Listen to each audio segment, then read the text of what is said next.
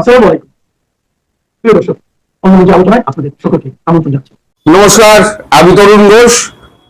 ভারতের কাছে ট্রাম্পের যে কোনো মূল্যই নেই, তার কথার কোনো মূল্যই নেই, সেটা কালকে নরেন্দ্র মোদী পরিষ্কার বুঝিয়ে দিয়েছেন। গতকালকে আমি বলেছিলাম আপনাদের ট্রাম্পের সঙ্গে মোদী কথা হয়েছে। ট্রাম্প ফোন করেছিলেন, জয়শঙ্কর অনুরোধ করার পর মোদী কথা বলেন। কথা হয়েছিল মোটামুটি 6টি সূত্র নিয়ে তারা কথা বলবেন। ওই 6টির মধ্যে 2টি প্রধানমন্ত্রী মোদী শুনেই নাকচ করে দিয়েছেন। সে 2টি হচ্ছে ইরান এবং বাংলাদেশ। এই দুটো পয়েন্ট যদি বাদ দেওয়া হয়, তাহলে মোদী ট্রাম্পের সঙ্গে সাইড লাইনে বসতে পারেন। ট্রাম্প বলেছেন, আমি ওইটা রাজি, বাংলাদেশ ইরান বাদ দিয়ে আমি কথা বলবো। এই যে কাল রাতে আবার নেতানিয়াহু ফোন করেছে, সেও এক খবর।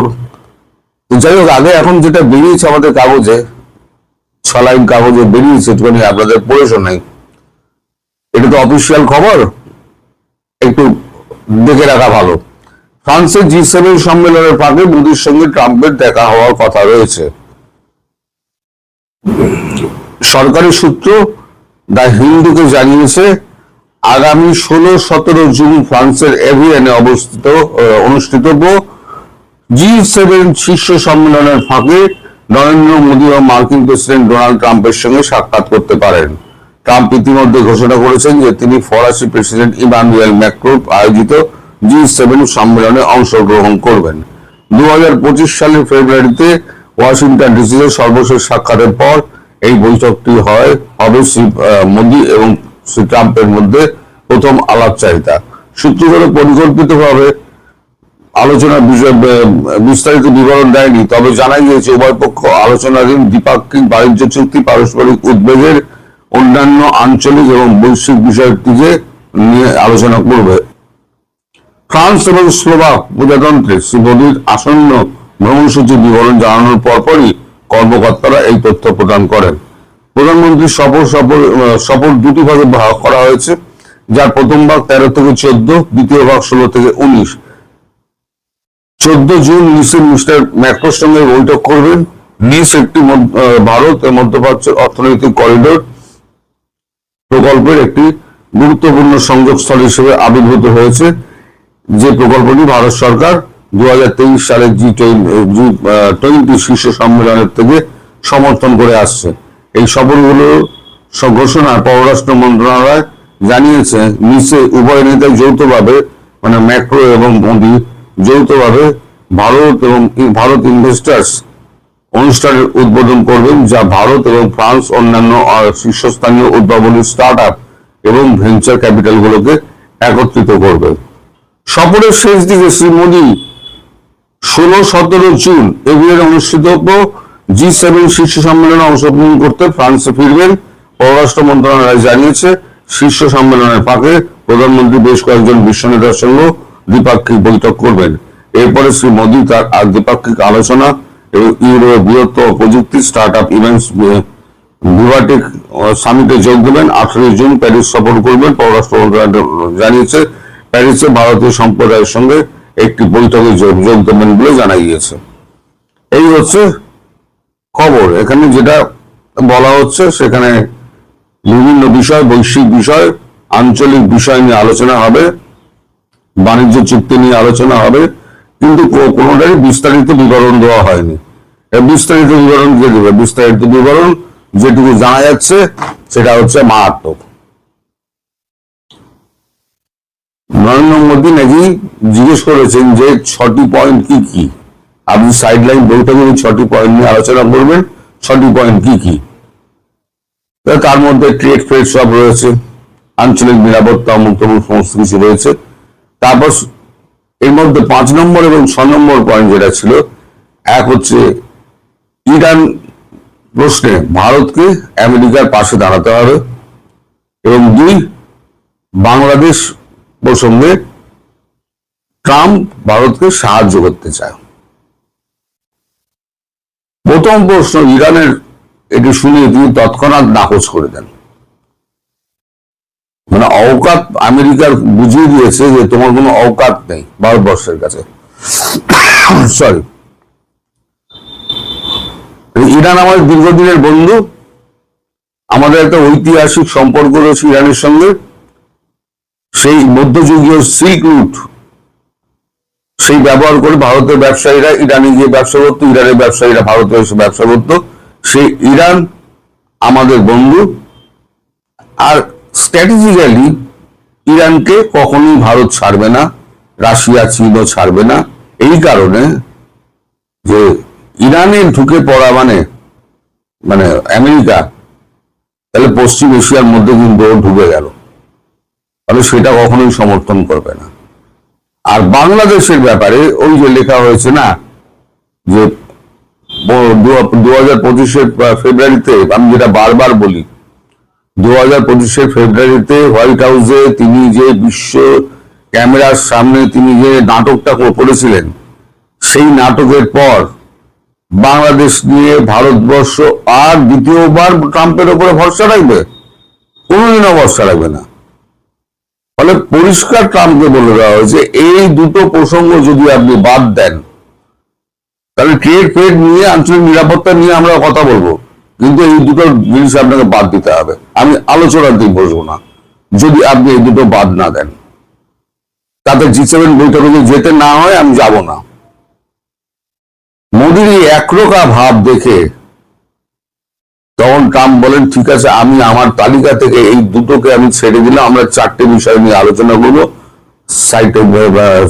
সাইড লাইনে। আলোচনা সাইড লাইন বলতে কি, অন্য ঘরে গিয়ে আলোচনা হয়, সেখানে আলোচনা করব। কিন্তু এই আলোচনার যে বিষয়বস্তু, সেই বিষয়বস্তু আমরা কতটা বাইরে প্রকাশ করব, কতটা করব না, তা আমরা নিজেরাই ওখানে স্থির করে নেব। এরই মধ্যে ট্রাম্প মোদিকে আমন্ত্রণ জানিয়েছেন ওয়াশিংটন ডিসিতে, বলছেন একবার আসুন। আপনি 2025 সালে সেই এসেছিলেন, আজ 1.5 বছর হতে চললো, আপনি আমেরিকাতে পা দেননি, আর দিলেও আপনি আমার সঙ্গে আপনার দেখা হয়নি বিভিন্ন কারণে। মানে মোদি যে এগিয়ে গিয়েছে সে কথা তো উনি স্বীকার করবেন না। উনি বিশ্বের মালিক, মনে করে আমি সব। তো আপনি একটু আসুন, এসে আমার সঙ্গে ওখানে আতিথেয়তার সুযোগ দিন আমায়। মোদি বলেছেন ঠিক আছে, আমি সময় সুযোগ দেখে আমি আপনার সঙ্গে কথা বলে আমার ডিপার্টমেন্ট আপনাকে আপনার ডিপার্টমেন্টকে জানিয়ে দেবে, সেই অনুযায়ী সফরসূচি করে আমরা ওখানে গিয়ে ওয়াশিংটন ডিসিতে কথা বলবো। যদি এই বৈঠকটা G7 এর বৈঠকটা, সাইড লাইনের বৈঠকটা যদি সফল হয়, তাহলে, যদি সফল না হয় তাহলে ফের বৈঠকের আর কোন রকম মানে এই অর্থই থাকছে না। ফলে যদি বৈঠক সফল হয়, আমার দিক দিয়ে আন্তরিক প্রচেষ্টা থাকবে, আপনার দিকেও যদি আন্তরিক প্রচেষ্টা থাকে, তাহলে পরে এই বৈঠকটা সফল হতে পারে। তবে ওই দুটি বিষয় বাদ থাকবে। এই দুটি বিষয় হচ্ছে ভারতের নিরাপত্তার বিষয়। এই দুটি বিষয়ে ভারত কোন রকম আপোষ করবে না।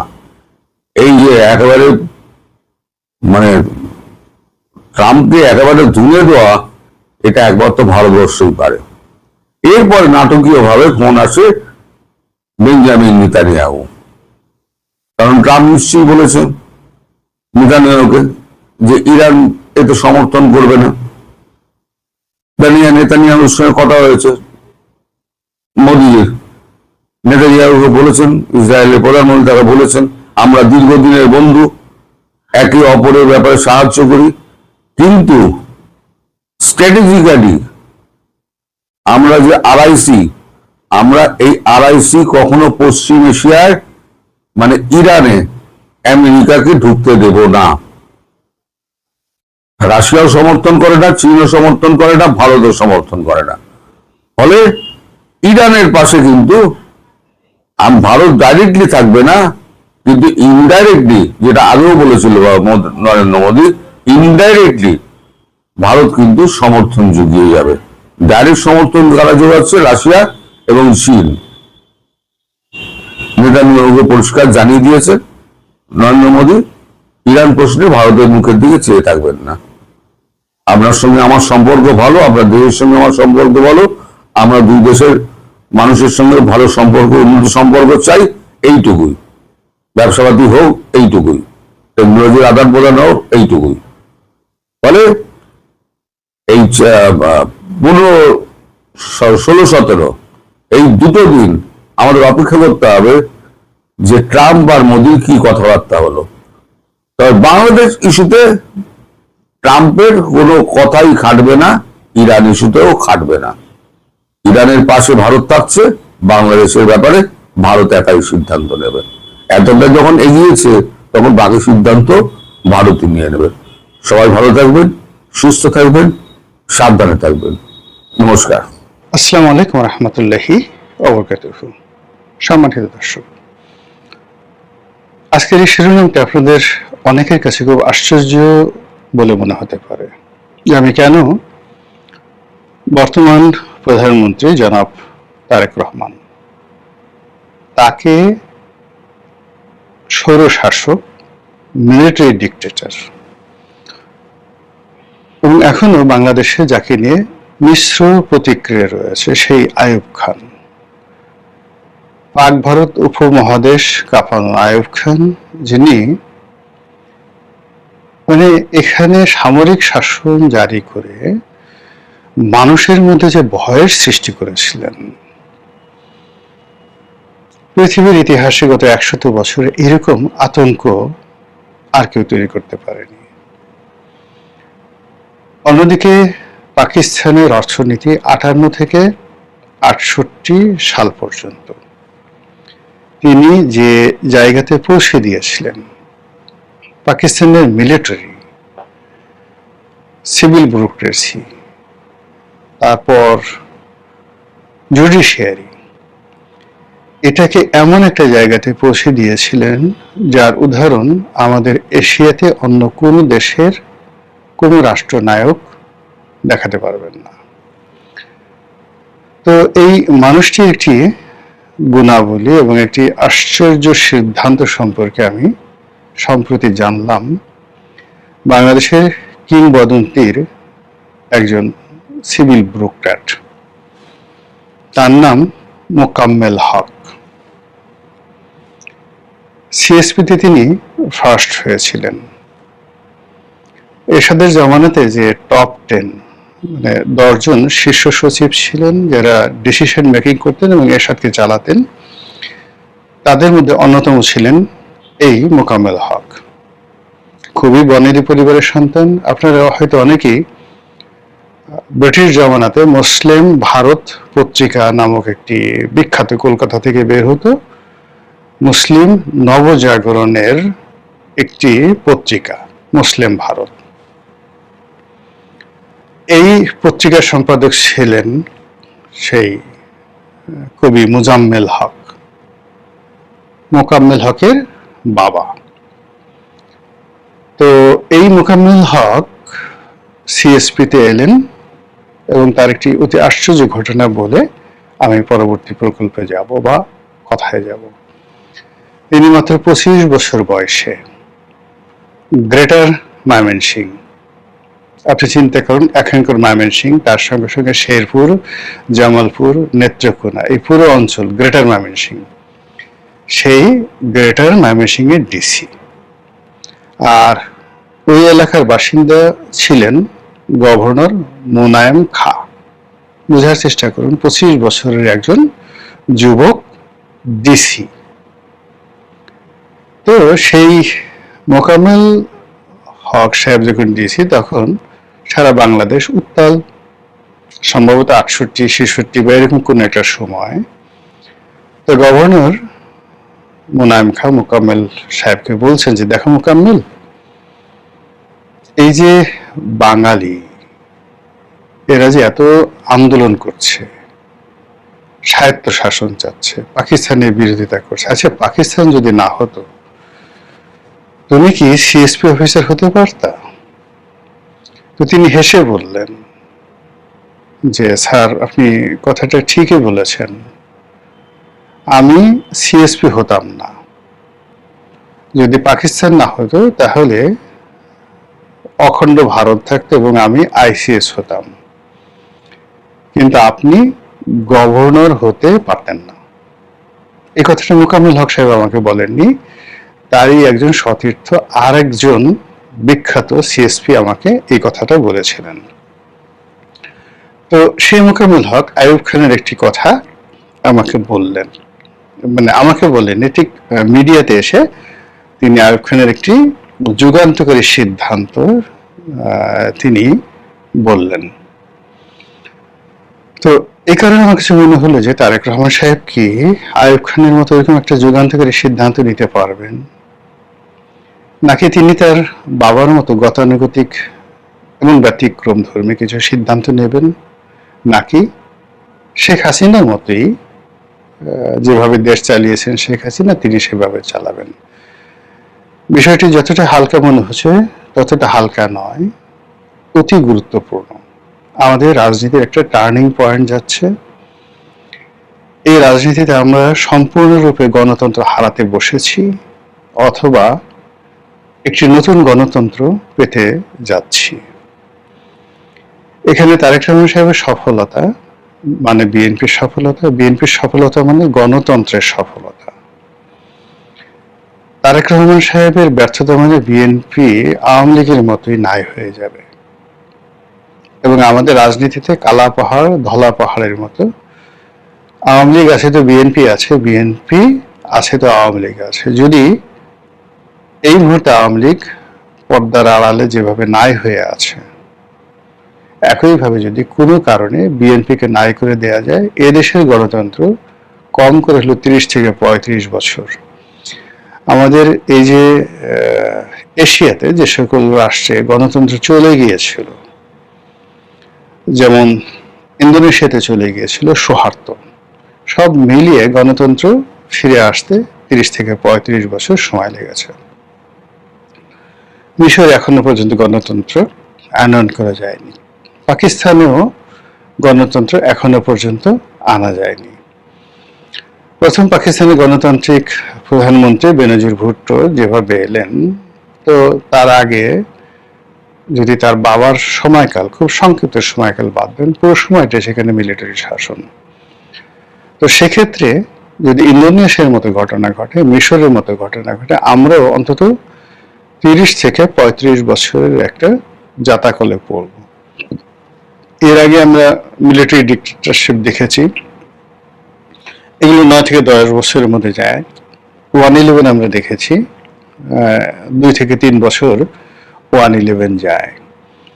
কিন্তু একটা সিস্টেমেটিক ভাবে পলিটিক্যাল শক্তির অবর্তমানে যদি সেটা মিলিটারি ডিক্টেটরশিপ হোক বা অন্য যে কোনো ফর্মে হোক, এরকম একটি প্রকল্প যদি আসে, সেটা অনেকটা বাসার আর লাসাদের মতো হতে পারে, তারপর ইন্দোনেশিয়ার সুহার্তোর মতো হতে পারে, পিনোশের মতো হতে পারে, আরো অনেক অসংখ্য নাম বলা যাবে। তো এজন্য তারেক রহমান সাহেবকে সিদ্ধান্ত নিতে হবে যে তিনি আসলে কি কাজ করবেন, ভূমিকা রেখে এখন মূল কাজে আসি। মোকাম্মেল হক সাহেব যেটা বলছিলেন যে তার সিএসপিতে চাকরি হলো কি করে, এর কারণ হলো যে তিনি 52 ভাষা আন্দোলনে একেবারে রাজপথে লড়াকু সৈনিক ছিলেন এবং জেলে গিয়েছিলেন এবং জেল খেটেছেন। আপনারা জানেন যে সরকারি চাকরি বিধির একটা প্রধান শর্ত হলো যে ক্রিমিনাল হিসেবে জেল খাটা যাবে না। তো তিনি সেই জেল খেটেছিলেন। তো জেল খাটার পরে তার তো চাকরি হওয়ার কথা না। তো আইয়ুব খানের জামানাতে তিনি সিএসপি পরীক্ষা দিলেন এবং সেখানে ফার্স্ট হলেন। এটা কি করে সম্ভব, এই প্রশ্ন যখন তাকে করা হলো, বা তিনি নিজেই বললেন যে আসলে আইয়ুব খান দেখলেন যে ঢাকা বিশ্ববিদ্যালয়ের বা বাঙালির যত মেধাবী সন্তানরা রয়েছেন তারা সামহাও রাজনীতির সাথে জড়িয়ে গেছে। তো এদেরকে আসলে নিয়ন্ত্রণ করা যাবে না। তারা হয়তো নকশাল হয়ে যাবে, তারা হয়তো আওয়ামী লীগ হয়ে যাবে, তারা হয়তো এই মেধাবী লোকগুলো যদি পরিপূর্ণভাবে রাজনীতিতে যায় তাহলে অন্তত এই অঞ্চলে তার সামরিক শাসন চালানো সম্ভব নয়। কাজে এদেরকে সরকারি চাকুরিতে একীভূত করে রাখো। তারা দেশের প্রতি ভালোবাসা দেখাবে, কিন্তু একটা গণ্ডির মধ্যে থেকে তারা সরকারি কাজ করবে। তারা আওয়ামী লীগের প্রতি দুর্বলতা দেখাবে, কিন্তু তার সঙ্গে সঙ্গে তাদের হাত পা বাঁধা থাকবে পাকিস্তানের কাছে। এবং এই সিদ্ধান্ত অনুযায়ী যে সকল মেধাবী ছেলেরা বিভিন্ন আন্দোলনে লড়াই সংগ্রামে নেতৃত্ব দিয়েছে, মানে লেদু গেদু ধলা নয়, লিডারের পর্যায়ে ছিলেন, তাদের প্রায় সবাইকে, যারা সিএসপি হতে পেরেছেন তাদেরকে সিএসপি, আর যারা হতে পারেনি তাদেরকে অন্যান্য চাকুরিতে একীভূত করার একটা মাস্টার প্ল্যান, গোপন প্ল্যান নিয়ে আইয়ুব খান এদেরকে রিক্রুট করা শুরু করেন। ফলে কি হলো দেখুন, পুরো 10টি বছরে আওয়ামী লীগের নেতৃত্ব দেওয়ার জন্য আসলে কোনো মেধাবী লোক এরকম পাওয়া যায়নি, এবং এই কারণে তার চাকরি হয়েছিল।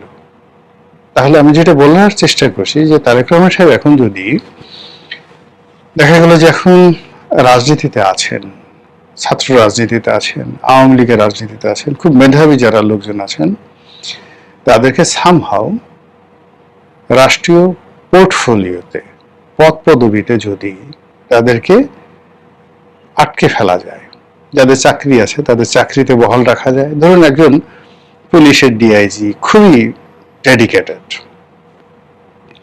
এখন আপনি যদি তাকে চাকরিতে রাখেন, ইভেন ওএসডি করে রাখেন, এটার এক ধরনের প্রতিক্রিয়া। যখন আপনি চাকরি থেকে বের করে দিবেন, সে সারাক্ষণ বসে তার যে অভিজ্ঞতা আছে সেই অভিজ্ঞতা দিয়ে তার যারা বন্ধু বান্ধব চাকরিতে এখনো আছে তাদেরকে বুদ্ধি দিবে, পরামর্শ দিবে, এবং সরকার বিরোধী যত রকম কর্মকাণ্ড আছে তারা করবে। সিমিলারলি মিলিটারিতে, সিমিলারলি ব্যুরোক্রেসিতে যে সকল আমলা কামলা যারা আছেন, বিচারক যারা আছেন, যারা চাকরিচ্যুত হয়েছেন, তারা কেউ বসে নেই। যেভাবে বিএনপির জমানাতে বিএনপি মাইন্ডেড যারা নেতাকর্মী ছিলেন, বিএনপি মাইন্ডেড যে সকল সরকারি কর্মকর্তা ছিলেন, তারা কেউ কিন্তু বসে ছিল না। এসপি লেভেলের কর্মকর্তারা, এমনকি ইন্সপেক্টরের লেভেলের কর্মকর্তারা লন্ডনে গিয়ে তারেক রহমান সাহেবের সাথে যোগাযোগ রক্ষা করতেন। কাজেই তারেক রহমান সাহেব যে গত 17 বছরে যে সকল মেধা সিভিল ব্যুরোক্রেসি, মিলিটারি ব্যুরোক্রেসিতে, স্টুডেন্ট পলিটিক্সে, ন্যাশনাল পলিটিক্সে জড়িত আছেন বা ছিলেন, বা যারা নেতৃত্ব দিতেন সরকারকে, তারা কিন্তু কেউ বসে নেই। তারা প্রথমে চেষ্টা করেছে পিঠ বাঁচানোর জন্য, দ্বিতীয় চেষ্টা করেছে চাকরি বাঁচানোর জন্য, তৃতীয় চেষ্টা যখন তারা দেখলো যে জেলে চলে গেছে বা পালাতে হয়েছে বা তারা গা ঢাকা দিতে হয়েছে, তখন তারা এখন এই সরকারের বিরুদ্ধে সর্বশক্তি দিয়ে চক্রান্ত করছে। It's a dangerous. এটা এত ডেঞ্জারাস যে একজন ওসি প্রদীপ, ধরুন কথায় কথা, এর মতো বা একজন হারুনের মতো ইফেক্টিভ অফিসার, বিপ্লবের মতো ইফেক্টিভ অফিসার, তারা পালিয়ে থেকে, মনিরের মতো অফিসার পালিয়ে থেকে যেভাবে পুলিশ বাহিনীকে বিভ্রান্ত করতে সক্ষম, এইভাবে ইন পাওয়ারে থেকে একজন কোহিনুর বলেন বা অন্য যাদেরকে এই মুহূর্তে দেয়া হয়েছে, তাদের মতো 100 জনের সেই কাজটি করতে পারবে না। এর কারণ হলো কোহিনুরদের জীবন অন্তত গত 20 বছর ধরে এমনভাবে তারা রোগাক্রান্ত হয়েছে, মানসিকভাবে বিষণ্ণ হয়েছে, রাতারাতি আত্মবিশ্বাস অর্জন করা সম্ভব নয়। আর অন্যদিকে এদের যে সমপর্যায়ে যে সকল কর্মকর্তা, কোহিনুরদের সমপর্যায়ে যে সকল কর্মকর্তারা চাকরিচ্যুত হয়েছে, তার এখনো তরতাজা, তাদের দেশে টাকা আছে, দেশের বাইরে টাকা আছে, তাদের স্ত্রী আছে, প্রেমিকা আছে, এবং মৌজ এবং মাস্তি করার মতো যথেষ্ট সুযোগ তাদের আছে। তো এই সকল মানুষদের ব্যাপারে যে কোনো ভাবে জনাব তারেক রহমান সাহেবকে একটা ইউনিক চিন্তা করতে হবে, এবং একই সঙ্গে ছাত্রলীগ, যুবলীগ, এদের যে মেধাবী অংশটি রয়েছে দেশের ভিতরে, তাদেরকে কাজে লাগাতে হবে জিয়া রহমান সাহেবের মতো, এরশাদ সাহেবের মতো। তিনি সেভাবে লাগাতে পারেন, তাহলে তার এক ধরনের ফলাফল আসবে। আর তিনি দ্বিতীয় যে সেগমেন্ট, যেটা আমি বলবো, তিনি তার পিতার মতো গণতন্ত্র উন্মুক্ত করে দিতে পারেন। যেমন ধরুন, এখন রাজনীতিতে আসলে তো হাসানুল হক ইনু, রাশেদ খান মেনন, এই সমস্ত মানুষদের যে লিজেন্ডারি ক্যারেক্টারিস্টিক্স রয়েছে, যারা জেলখানাতে আছে, ব্যবসা বাণিজ্যে যে সমস্ত সালমান এফ রহমানদের মতো লোকজন যারা আছেন, মানে তাদেরকে যদি কোনো কারণে সেই উন্মুক্তভাবে চলাফেরা করার সুযোগ দেওয়া হয় এবং সরকারি নজরদারিতে রাখা হয়, তাতে করে ইকোনমিক ক্ষতি হবে না, দেশের ক্ষতি হবে না, এবং তারা সরকারের প্রতি কৃতজ্ঞ থাকবে।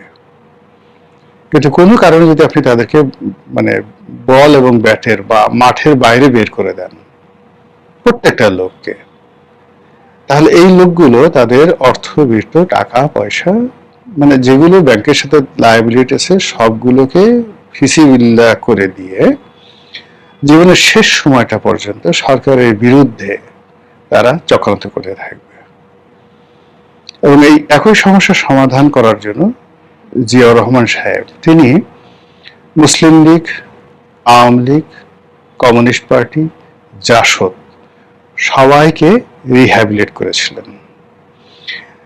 এবং যাদেরকে যারা সেই বঙ্গবন্ধুর জামানাতে যত বেশি ক্ষতিগ্রস্ত হয়েছিলেন, তিনি তাদেরকে তত বেশি রিওয়ার্ড দিয়েছেন, সম্মুখ সারিতে নিয়ে এসেছেন। বঙ্গবন্ধুর দ্বারা যারা তুচ্ছ এবং তাচ্ছিল্যের শিকার হয়েছেন দলের ভেতর এবং বাইরে, তাদের সবাইকে সামাজিক মর্যাদা দিয়েছেন। যেমন ধরেন তোফায়েল আহমেদ, আমির হোসেন আমর, সুরঞ্জিত সেনগুপ্ত, তো তাদেরকে তিনি দলে ভেড়াতে পারেননি।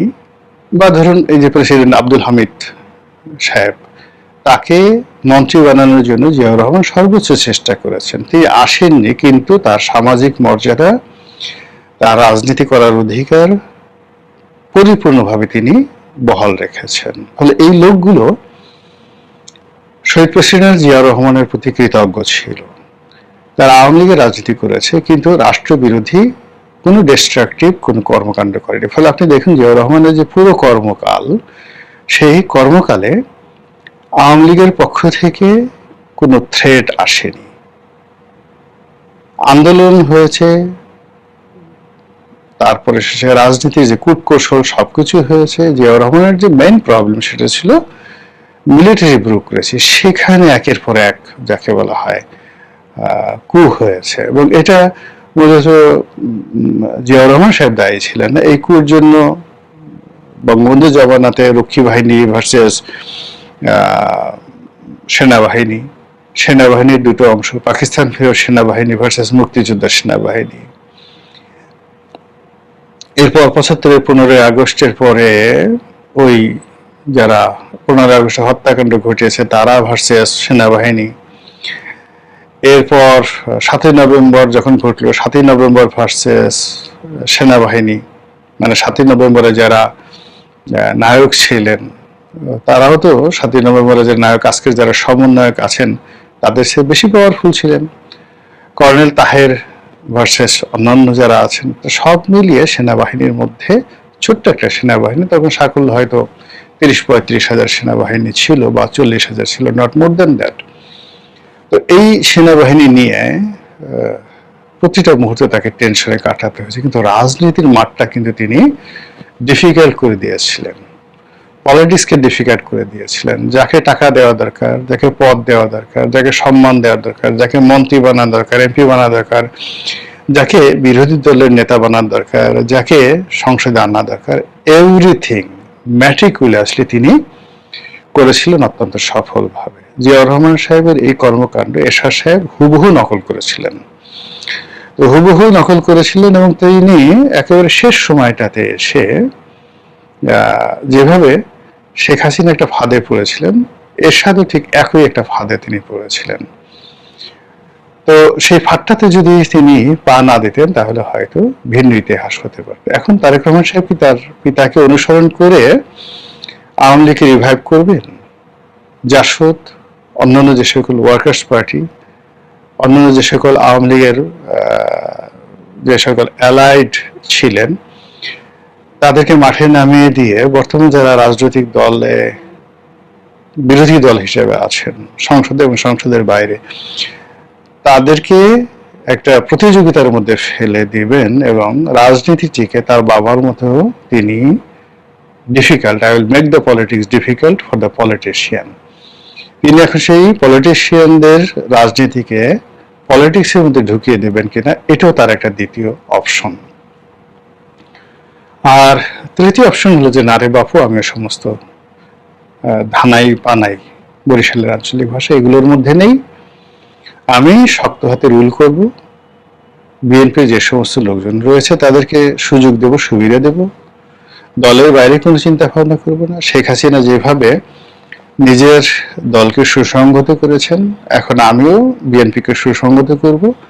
আর আমার সামনে যারা দাঁড়াবেন তো তাদের বিরুদ্ধে আমি সেই ব্যবস্থা নেব যে ব্যবস্থা শেখ হাসিনা নিয়ে 17 বছর টিকেছে। আমার বয়স এখন 63 বছর।